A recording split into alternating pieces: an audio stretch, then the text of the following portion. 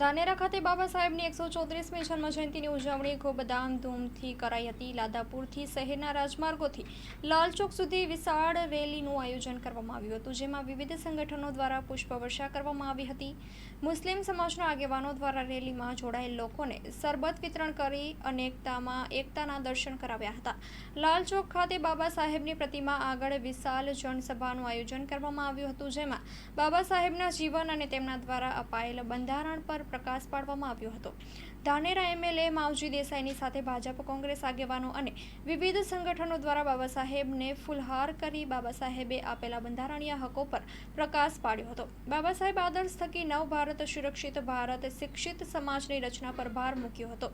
આ પ્રસંગે તાલુકા શાળામાં બ્લડ કેમ્પનું આયોજન કરવામાં આવ્યું હતું, જેમાં ધાનેરા પીઆઈ એમ.જે. ચૌધરી તેમજ અનેક લોકોએ રક્તદાન કર્યું હતું। સમગ્ર રેલી દરમિયાન ધાનેરા પોલીસ પણ ખડે પગે જોવા મળી હતી।